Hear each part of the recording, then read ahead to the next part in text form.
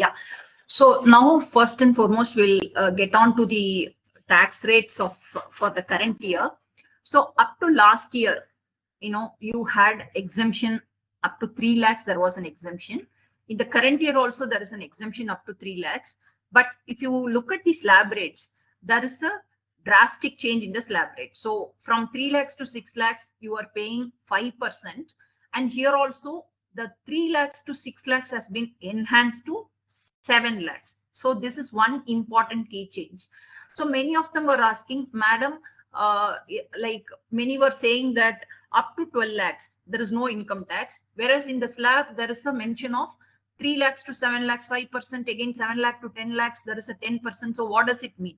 So this is a basic question of many of the taxpayers. I would like to give you a small clarification, because when it comes to income tax, our Honorable Finance Minister, she clearly announced that during the budget, up to 12 lakhs, there will not be any tax. It means that if you're a taxpayer having an income up to 12 lakhs, there is a rebate, there is an exemption wherein when your income is less than 12 lakhs, you are not required to pay any tax. Assuming you have an income of 13 lakhs, then do you get that exemption up to 12 lakhs of no tax, and over and above 12 lakhs, you are required to pay the tax? The answer is no. If your income is up to 12 lakhs, say 9 lakhs or 10 lakhs or 11 lakhs, you are not required to pay tax because of the rebate. Whereas if you are having an income of more than 12 lakhs, then this slab rate would be applicable. So that is the meaning of up to 12 lakhs, there is no tax liability.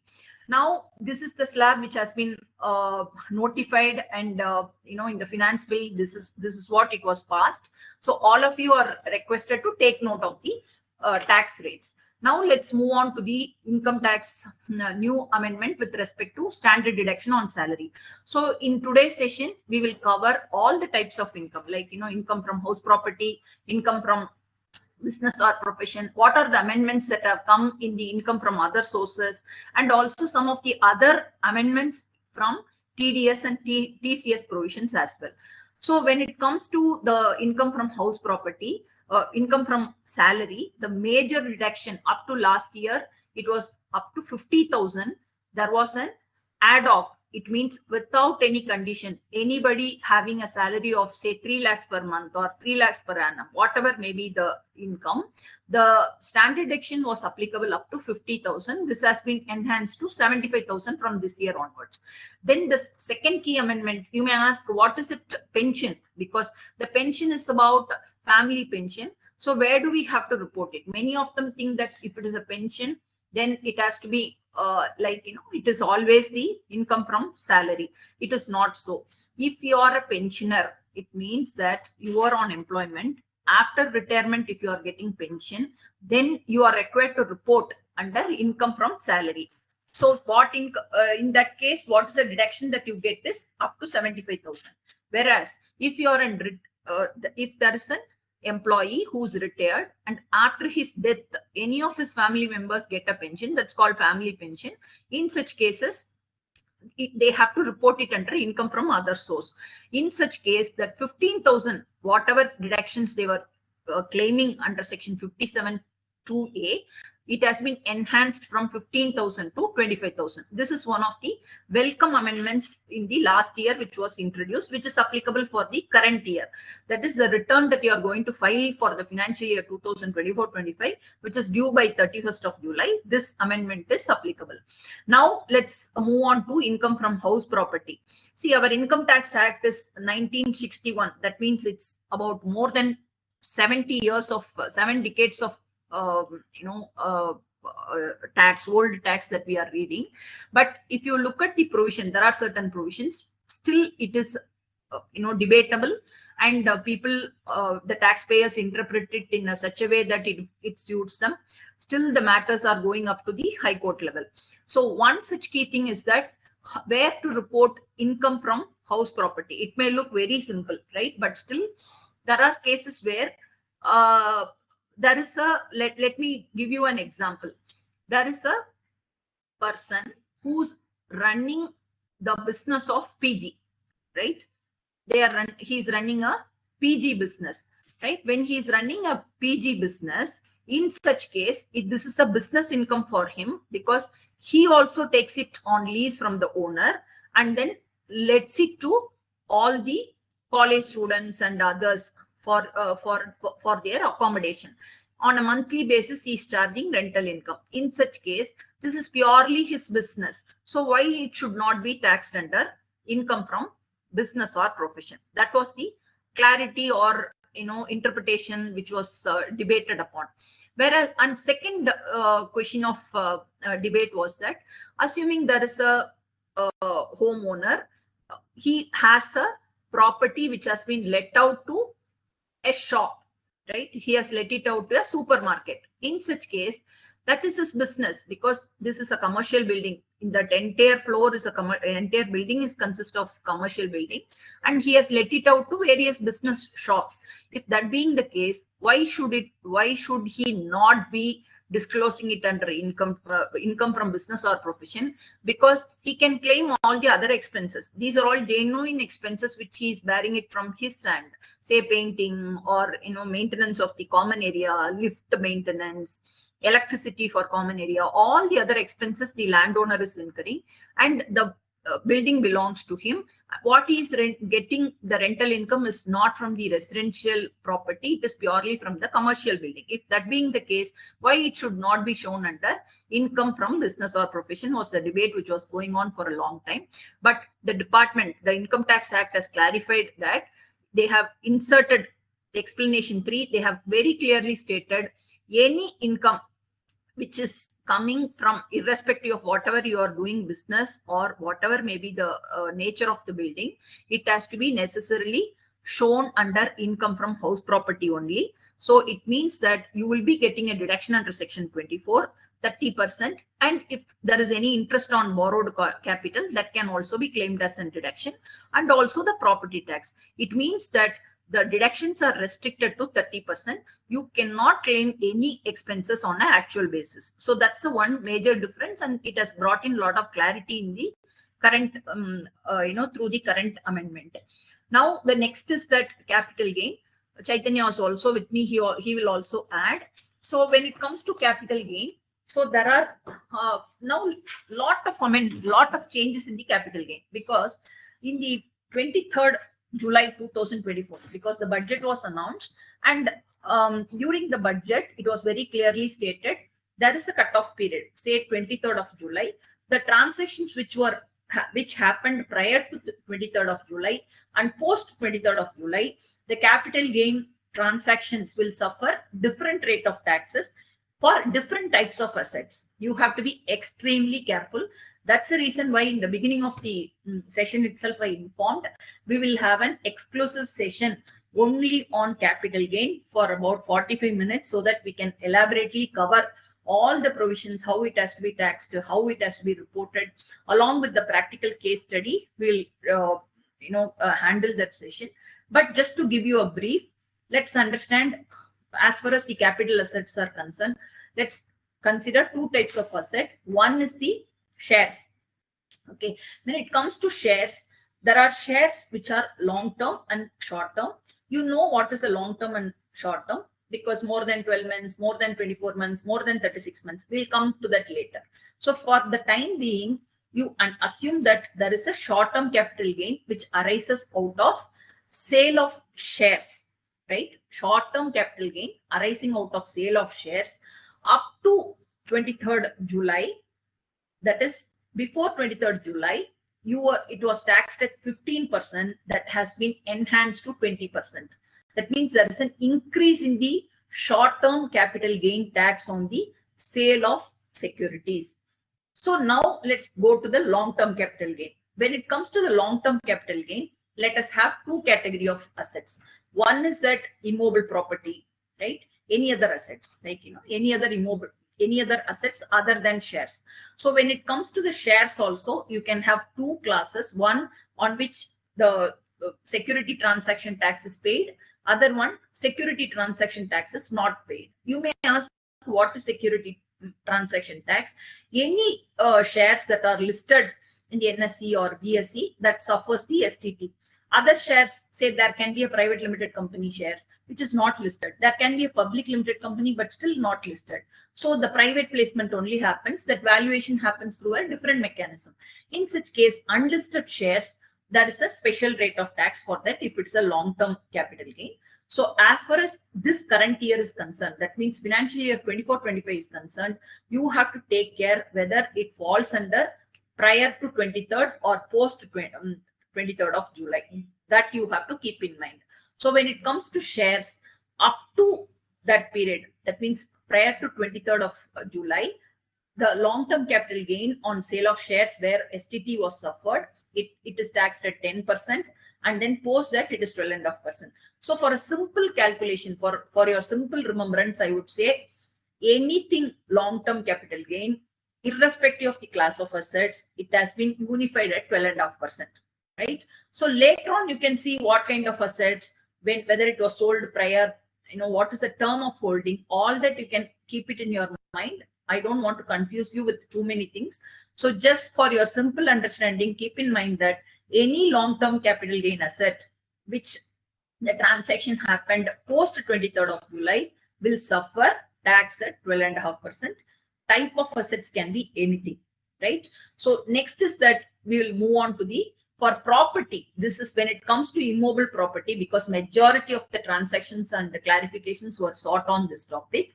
So when it comes to whether indexation is applicable or not, whether 12.5% should they pay, or they should pay at 20%, these are some of the questions which they still had the doubts.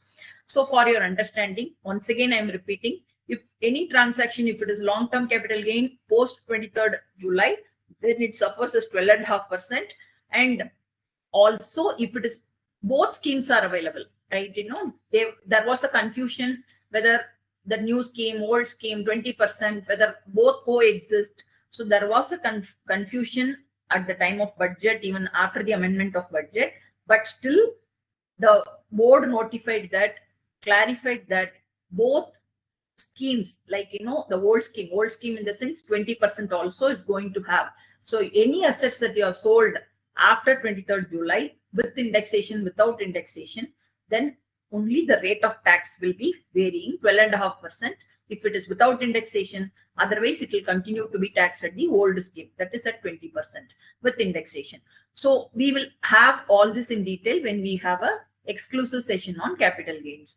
So when it comes to the exemption, because up to last year, you had an exemption up to 1 lakh in case if you have a long-term capital gain. So that has been enhanced to 1,25,000. That means you are getting an additional 25,000 of exemption from the current financial year 24-25. Now, next comes what is the period of holding. Now, I spoke about the rate of taxes, short-term or long-term. How do you determine whether it is a long-term or short-term? Depends on the period of holding. If you look at up to last year, we had 3 classes of type of period of holding. One is that up to 12 months certain assets, then 24 months certain set of assets, and 36 months all the other assets. Okay, so first we will understand there are only going to be 2 classes of types for period of holding. One, up to 12 months. If it is up to 12 months, then straight away it is a short term. Then it is more 24 months means it is a long term. Then you find out what are the assets. So where do you have to see 12 months it will be treated? Listed securities, that means 112A, units of equity oriented fund or anything. If your period of holding is up to 12 months, then up to 12 months means more than 12 months means it will be long term. Whereas other class of assets, anything other than shares, if you hold for more than 24 months, it will be treated as a long-term asset. Let me repeat, only for shares, listed securities, the period of holding should be 12 months to qualify it as a long term. Anything other than shares, if your period of holding is more than 24 months, that means 2 years or more, it will be treated as a long term. You want to clarify anything, Chaitanya? So that's fine. So now let's move on to the next thing, income from other sources. What are the changes, amendments that are recommended and passed in the income from other source. One is that 194A. 194A is in interest on other than interest on securities, because majority of the taxpayers will have their surplus funds in the fixed deposit or post office. Either it can be in the bank as a FD, or it can be in the cooperative society, and there can be majority of them, those who hold the fixed deposits in the bank or cooperative society or post office, will be senior citizens. So as a senior citizen, currently they were getting exemption up to 50,000 if they hold their assets, in post office, bank or cooperative society. It means that up to 50,000 they were not liable under TDS. Whereas currently for senior citizens, that 50,000 has been enhanced to 1 lakh, right? And for what happens to the others, normal persons, for others, it has been up to 40,000. Yes, beyond 40, that 40,000 has been enhanced to 50,000. So now when it comes to the question is that many people ask this question, and I have income of about, say, only 80,000. I am a senior citizen, but still the bank has deducted TDS. What do we do? Don't bother. If bank or post office has deducted, let it be. You cannot go back and correct. Yes, it's possible, but many of the banks do not encourage the changes. So mistakenly, if they have deducted, then you can file your returns and then claim it as a refund. But please keep in mind, you cannot give a wrong disclosure by submitting form 15G or H. That is one thing which you have to be very careful, because the exemption is available only up to 50,000 up to last year for senior citizens. Now that has been enhanced to 1 lakh. If your interest income and all other income also you have to consider, because this section is restricting only to interest income. The bank does not know whether you have other incomes or not, right? You may have pension, you may have mutual fund income, you may have other income. So bank will not be knowing about your particulars of your other income. So whenever, this is just for your clarification, I am just keeping you informed that the interest TDS on interest income earned from bank or fixed deposits for senior citizens has been enhanced from 50,000 to 1 lakh, but this is nothing to do with your taxation. So don't mix your TDS and your taxation. So when it comes to other, what is it others means? You could have lent your money to somebody else, or they may be, as a partner, you may be getting income. So that can be any other interest you will be receiving from your local funds or hand loans or anything of that sort. For that, the exemption up to 5,000, there was no requirement for reduction of TDS. That has been enhanced to 10,000 from the financial year 24-25. So next, let's come to the next important section is 194IA, transfer of certain immobile property. So whenever there was a transfer of immobile property, there was a requirement of deduction of 1%. Who has to deduct? The buyer has to deduct. From whom?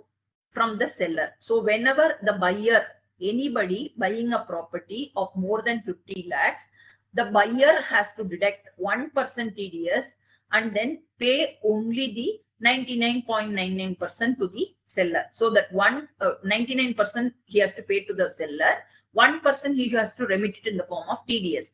So this was the law. But there was no clarity on if the property, say, joint property. If 3 people own, then if the property value is 1 crore, divided by 3, it comes to only 33 lakhs and odd. If that being the case, should they deduct for TDS? If the number of buyers are more than 2, what should we do? Sellers are more than 2, what should we do? So these are some of the gray areas which were disputed. Now through this amendment, that also clarity has been brought in. When the aggregate value, they are saying it as an aggregate value. That means irrespective of the number of owners, the buyers can be 4 people, don't bother. The seller can be 5 people, don't bother. As long as the value of the immobile property is more than 50 lakhs, as long as the buyer and seller are 1 or 2 or more, whatever may be the combination, then the TDS is applicable at 1%. This clarity has been brought in from last year.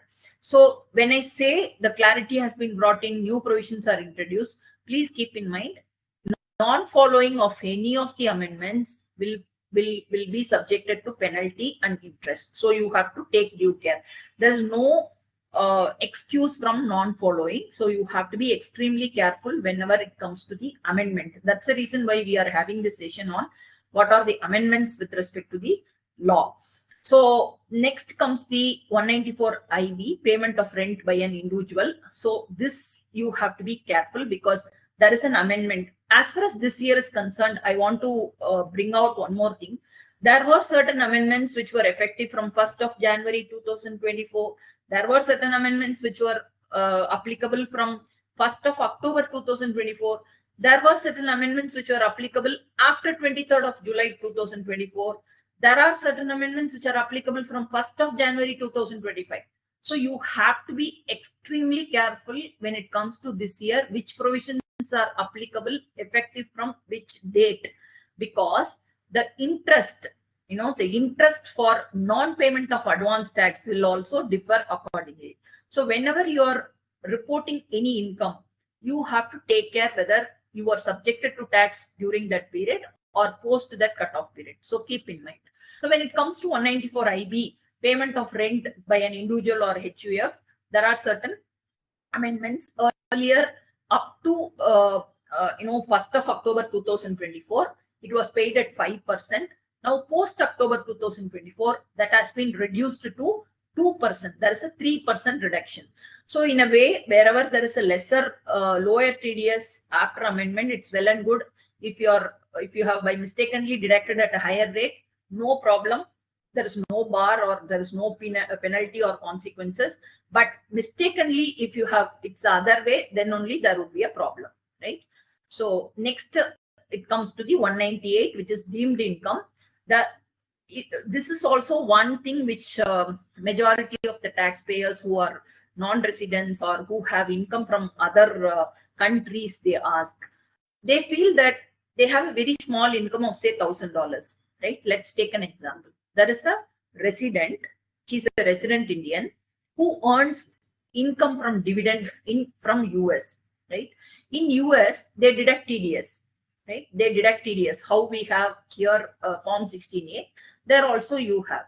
So there is a TDS deduction, withholding of tax, 10%, there also it happens. They feel that since that income is already deducted in the form of tax there, they don't have to report, or they think that the taxes are already withheld for more amount than what it is due in that country. If that being the case, is there a necessity for them to report the income in India? But please keep in mind, with effect from 1st of April 2025, that means it was in the Finance Act 2020, Finance Act 2025. This has been brought in. Any income tax or TDS which are paid outside India, the credit, DTA credit, you can take it here, and the gross income will be treated as your deemed income that is received in this country. For example, 1,000 rupees is the dividend income which you have received in US, and 10% of 1,000 is say 10% of 1,000 is 100 rupees. 900 only got credited to your account in India. So the income that you have to report here is 1,000 rupees. That means the gross amount you are required to show it as a deemed income. Deemed income, that means foreign income. Being a resident, deemed foreign income is taxable in India, in the resident country. So 1,000 rupees you have to deduct. You have to declare it as an income, and that 100 rupees you have to show it as a TDS deducted in that country and avail the DTA benefit. So next comes the TCS, which is also very important. All of you know that there is, whenever you purchase a high value car, there was a TCS deduction of 1%. So automatically it will come and get disclosed in the Form 26 AS. Say, for example, you are buying a car, high value car, say about 50 lakhs, 40 lakhs, whatever it may be, more than 10 lakhs of car from a dealer. The dealer is required to collect the tax from you and show it against your PAN. So that amount, whatever he has withheld, will be appearing in your Form 26AS. At the time of you filing the return, you have to claim it as a refund. So this was a requirement. This is there from so many years. Now, if you look at it, that car was considered as a luxury good. I have picked one example of car. So that car comes under the luxury goods. That scope of luxury goods has been expanded this year, right? It is just not only car. There are other items also. From 24th, there is a notification which came issued by CBDT, which says that any wristwatch, if you buy, because nowadays, if you see, even wristwatch people buy for 15 lakhs. So whenever they buy, the watch company or watch dealer is required to deduct TDS at 1% for the value whenever it crosses more than 10 lakhs. Likewise, they have given the list of items. It was very interesting to see. So if somebody buys a home theater, or somebody buys any pair of shoes, shoes, if they buy also, they are required to the Bata or whichever company that that is selling the shoes for more than 10 lakhs is required to collect the tax TCS at 1%. So when it comes to TCS, there were changes. Earlier it was at 5 lakhs, then at 10 lakhs, now up to 10 lakhs. So it was at 5, then at 7, then at 10. Now up to 10 lakhs, there is no TCS. I'm talking about the financial year 2024-25 here. So then authorized dealer on aggregate remittance of more than 10 lakhs. Whenever there is a more than 10 lakhs, the authorized dealer, that means the banker who's making you the outward remittance, facilitating the outward remittance, he has to examine the purpose, right? If the amount from India is sent for towards educational purposes, then there is no TCS. There's no TCS. And for any education or medical, right?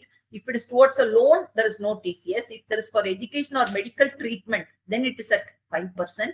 And for other LRS purposes, it can be for any, say, for maintenance, or it can be for any other, repayment of loan. It can be for any other case, like, it can be on a capital account transaction or current account transaction as per FEMA. We need to examine what are the other LRS remittances.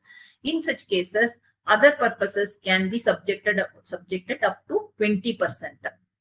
Then there are certain tour program packages also. The ceiling has been reduced. If you look at it, up to 5 lakhs, right? It is at 5%. More than 10 lakhs, it is at 20% in case of overseas tour program. Some people go for pilgrimage. Say I've remitted some money towards my pilgrimage trip. So pilgrimage anyway, it is exempted. So why are they deducting TCS? But still there is an applicability. So you have to be careful whenever there is a overseas tour program. It can be for entertainment, it can be with family, it can be for hobby, or it can be for honeymoon, whatever may be the purpose. But for overseas tour programs, there is a TCS applicability. Now let's move on to the 80IC, that means tax exemption for startups. So 80IAC is one exemption which is available for startups. This is given by DPIIT. So there, when they introduced this provision, first they gave it for 5 years. It means out of a block of 5 years, 3 years you can enjoy the benefit, right? With the condition that the 3 years needs to be continuous years. You can decide, the taxpayer can decide out of 5 years, which 3 years he wants to enjoy the benefit. Because startups in the initial years, there won't be much of turnover, and profit also will be lesser. So usually they will always be deferring it to third year, 4th year, 5th year. So it was left to the choice of the taxpayer. He can, out of 5 years, Y1, Y2, Y3, or Y2, Y3, Y4, or Y3, Y4, Y5. Any of the years, any 3 years, he was eligible to enjoy the benefit of tax exemption. Now comes the question. There is a startup which has not earned any money, not earned any profit till year 4. Year 5, there is a huge profit. So what is from year 5 onwards, he is going to make money. If that being the case, no other choice. He had to pay he was restricted to get the exemption only up to 4. Only 1 year he was, eligible to enjoy the tax benefit. Then the government decided, okay, this 5-year period, let us extend it for 5 more years. That means from 2020 it started, 25 it was there, from 25 to 2030 they have extended. So out of 10 years, already 5 years is gone. So 3 consecutive years out of 10 years from the year of incorporation, you can commence. So you can count. So tax benefit has been extended for 5 more years. That means from 5-year benefit window has been extended to 10 years. So that is one change which has come in the 80 IAC. IAC.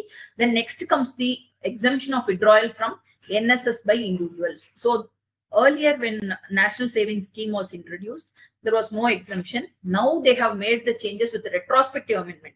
That means from the day you have invested, if you are withdrawing now, whenever amount withdrawn on or after 29th of August 2024, then it is exempted from tax. That means anybody withdrawing NSS after this period. So you may ask, what happens to the people who have withdrawn prior to that? This is a retrospective amendment, right? It is a retrospective amendment which was done from some cutoff date.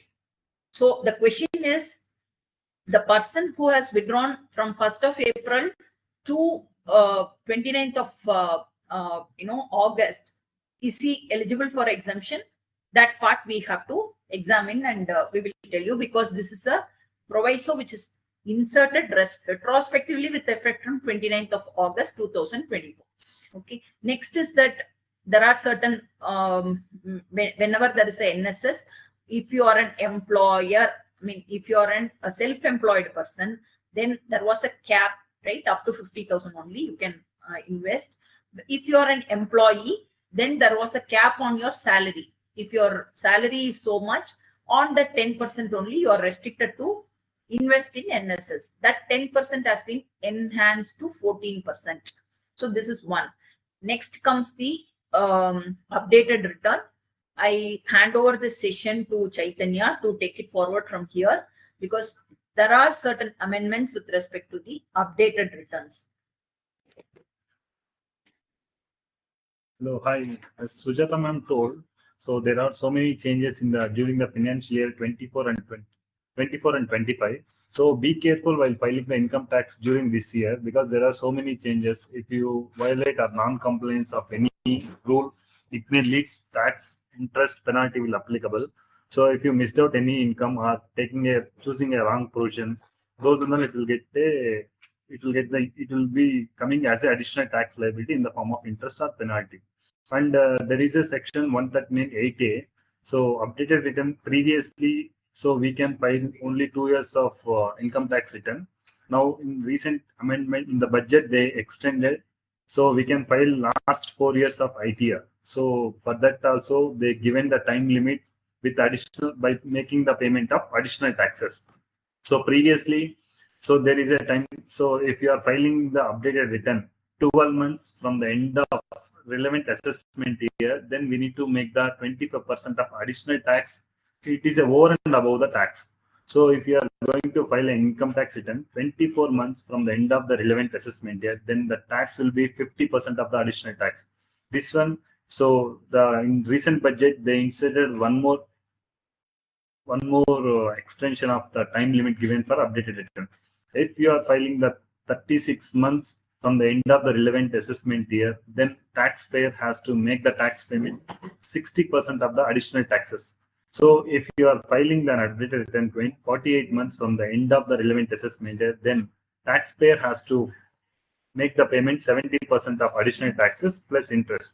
So by making the payment of these taxes, as a taxpayer, he can file the updated return and accordingly. And there is some changes in the forms also we need to submit to the employer. So in the recently CBDT has issued one circular as per notification number 112/2024. So they clearly stated that, so we need to, so whenever there is an employment contract, so employee has to given some information to the employer. Based on the information, employer will deduct the TDS So example, if as a taxpayer, if you have any other income, like if you have a savings interest, those and all, you can offer to the employer in the form of declaration. So after considering these deductions and income part of employer, he will deduct the TDS and he will remit the net amount of salary. So in which form we need to declare to the employer? So in form 12B AA, he will in the form 12B AA, he need to declare the what and all other sources of income. Those and all you need to fill in the form and submit to the employer. Accordingly, employer also he will deduct the deductions. So if you have a loss on the house property, then that loss also employer will consider, provided you have to submit the proofs to the employer. Based on that, he will deduct the TDS portion.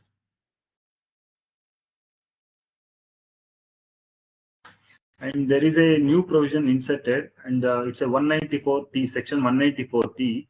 It is applicable from 1st April 2025. So actually, what is section 194T? So government intention is, so previously there is no tax on whenever the partner there is a withdrawing salary, remuneration, commission, or bonus, whatever income is they are withdrawing from the partnership firm, it is not liable to TDS. So taxpayer has to declare voluntarily while filing ITR. Now in the budget, they recently introduced, they inserted one section, section 194T. This section clearly says it is applicable to the partnership firm and LLP. Whenever partner is withdrawing, it may be a salary or remuneration or commission or interest on capital or bonus, whatever it may be.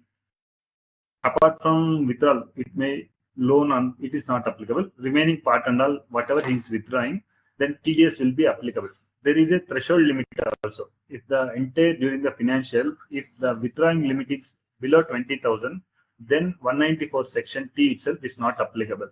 Whenever there is a withdrawal amount is more than 20,000 per year, then partnership firm has to deduct the 10% of the amount withdrawn by the partner.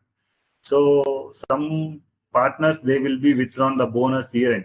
So they will think the bonus is a TDS is not applicable. So to override this provision, they inserted this 194T. So for department want to know what and all transactions are doing through partners. That's the reason this 194 section came into the picture. So when to deduct? The next question is when to deduct. See, partners, they will withdraw the remuneration every monthly or year end. So they will withdraw. So when to deduct is the next question. So whenever the partner amount is credited to the partner account or actual payment making to the partner, whenever we are making the entry in the books of account or whenever actual payment to credited to the partner account, whichever is earlier, so it is applicable. Accordingly, the partnership firm need to deduct the TDS and balance amount only remit to the partners.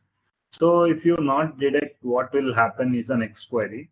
So in case partnership firm, if they not deducted the TDS under section 194T, then there is a income tax department will disallow the expenditure to the extent of 30% of the withdrawal amount. So once you complete these provisions, then only the income tax will allow these deductions. So non-violating of this section, it may increase your profit. Accordingly, tax liability will get increased. Accordingly, interest, penalty, everything will applicable. So that's why be careful. This is applicable from 1/4/25. So don't miss this section while partner is withdrawing the partner's remuneration, salary, or commission, whatever it may be. Remember this section. And there is a changes in the partnership. So previously there is a changes in the withdrawal limit to the partners also. So the whatever profit will comes to the partnership firm, the entire amount partner he cannot withdraw. There is a restriction as per Income Tax Act. As per 40B, it says previously, so up to 3 lakhs, the partner can withdraw 90% of the book profit or 1,50,000, whichever is higher. The balance book profit, it means more than 3 lakhs, so he can withdraw 60% of the book profit. Now this one recently the changes on 1st April 24/25. There is a increase in the permissible limit to withdraw by partners. So previously it was 3 lakhs. Now the first 6 lakhs of the book profit, partner can withdraw 90% of the book profit. or 3 lakhs, whichever is higher. In case if the loss making partnership firm, can he withdraw the remuneration? Yes. It's a, because if you see that section 40B says, in case of a loss making company also, 3 lakhs or 90% of the book profit. So whichever is higher. So maximum he can withdraw 3 lakhs per annum. So on the balance book profit, it means over and above 6 lakhs. So they need to deduct over and above 6 lakhs. Then 60% of book profit is the partners are eligible to withdraw the remuneration. So remember the section 194T, whenever the amount is withdrawn from the partnership firm, 194T is applicable simultaneously. And the floor is open for question and answers. You can, if you have any questions, you can raise. Thank you, Chaitanya, for your wonderful session. Now the floor is open for questions. Okay, guys, if you can raise your hand, your questions will be answered by Chaitanya. You guys been a very wonderful audience today.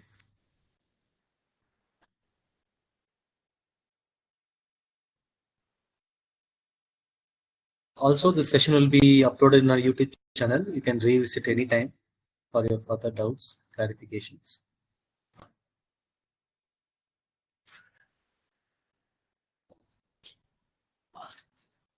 Share off, share.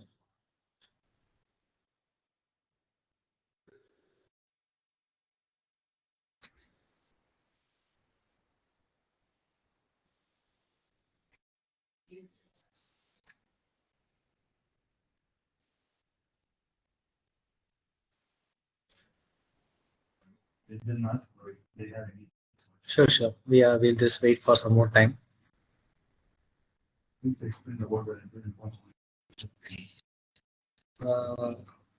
Thank you, Mr. Kesh.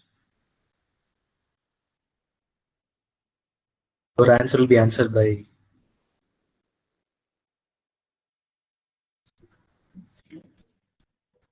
Which is hello, hi. So actually, if you are getting the rental income from the commercial property, so if you are doing as a business, then it will be taxable as a business income. So if your intention is not a commercial purpose, then it will be taxable as a income from house property.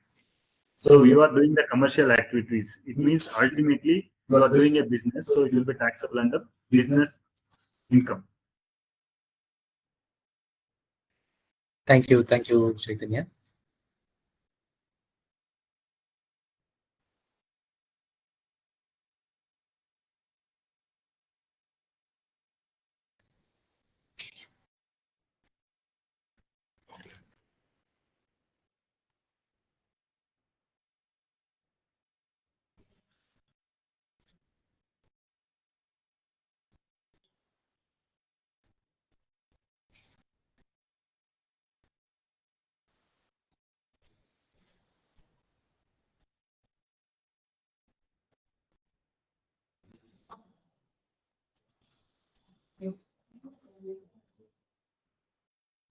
And for the guys, previous 3 sessions will also be uploaded. It's already there in the YouTube channel. You can check that also.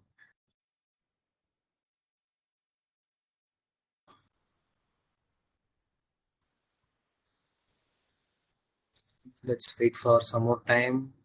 People can come up with questions.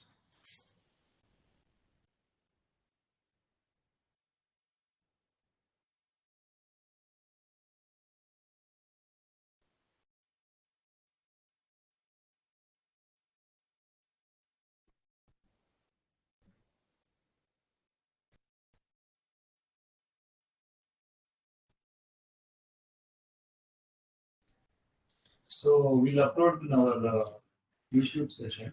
So you will get the link. One sec. Let me share you the link, sir. Let me share you this.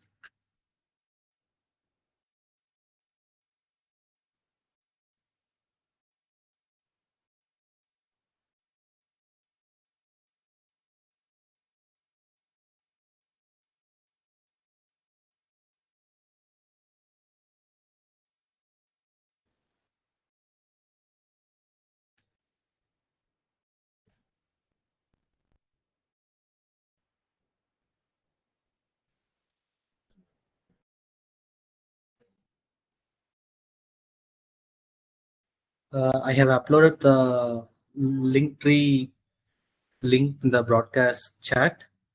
It has all the social links of our social channels from LinkedIn to YouTube, from website to Instagram, and even we have a monthly newsletter subscription.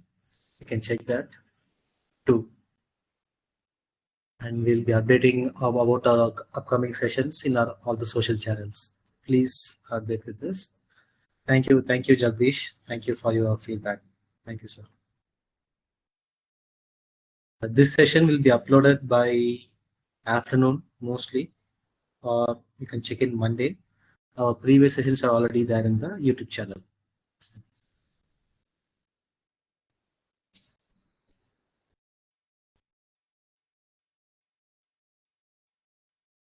Yes, sir. Thank you.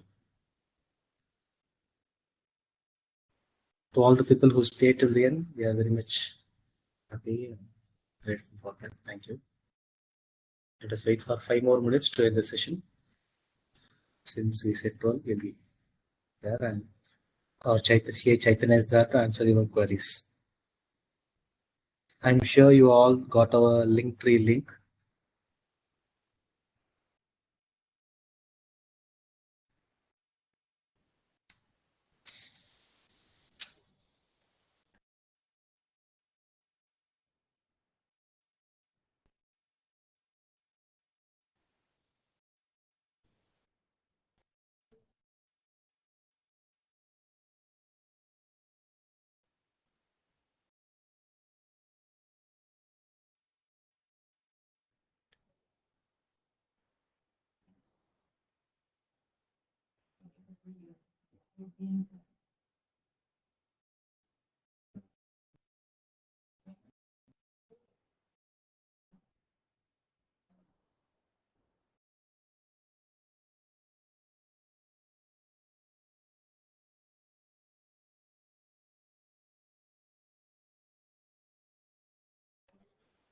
Okay, thank you guys. We are closing this session right now. If you have any queries, you can mail us anytime. And okay, sorry, Mr. Vallesh, I didn't see your. Sorry. Mr.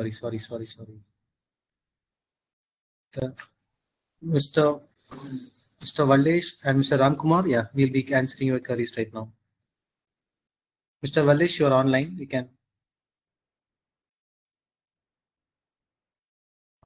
Vallesh, are you there? Yeah. Mr. Ramesh Kumar. Yeah, you are been. You are allowed to talk. You can use your mic and talk.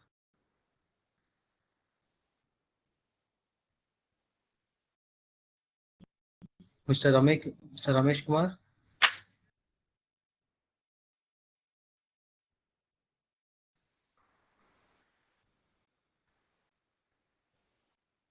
Mr. Ramesh Kumar, if you have,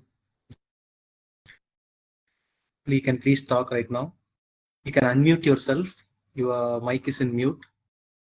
Mr. Valli, please unmute yourself and you can talk. He's there.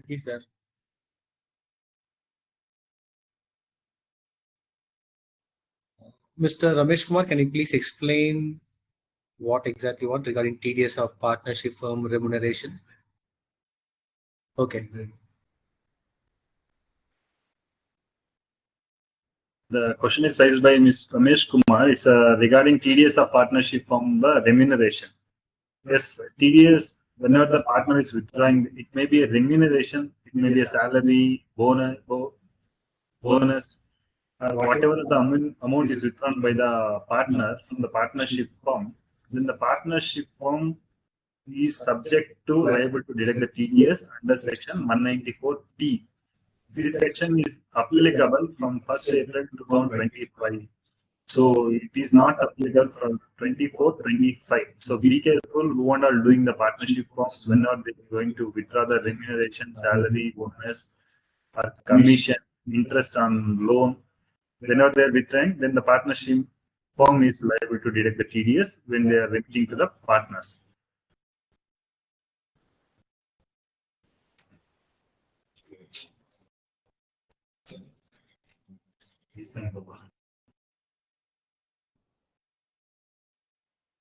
Mr.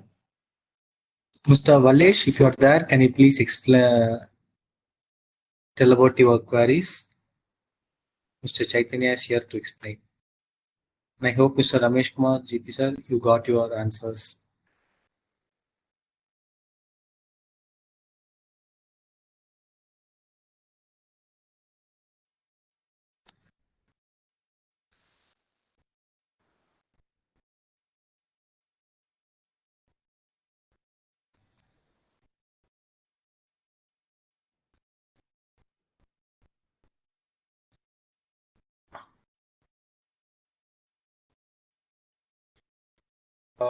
Mr. Valesh sir, we are waiting for your question, and you have unmuted muted yourself.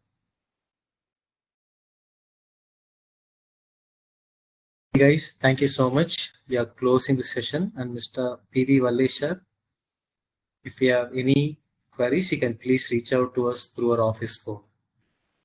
Yeah.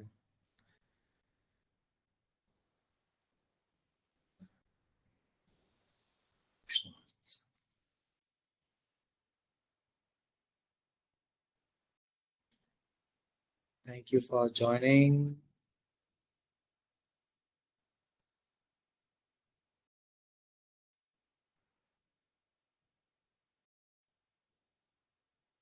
Please reach out to us.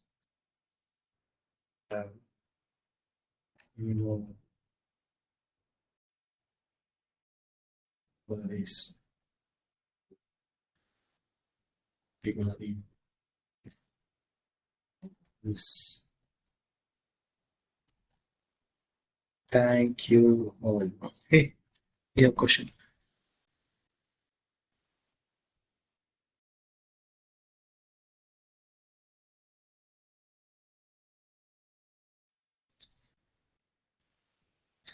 Exactly. As Sujatha said, we'll be rolling out a 15-15-15 tax drive.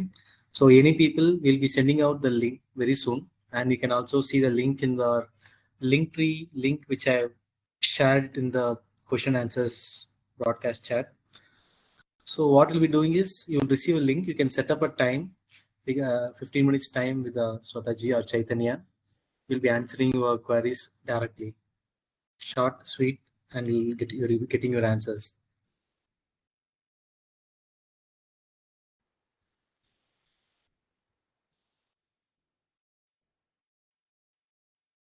Thank you. Done. Thank you, everyone. Thank you, Akash. Thank you. Thank you, Akash. Thank you, Chaitanya, for joining.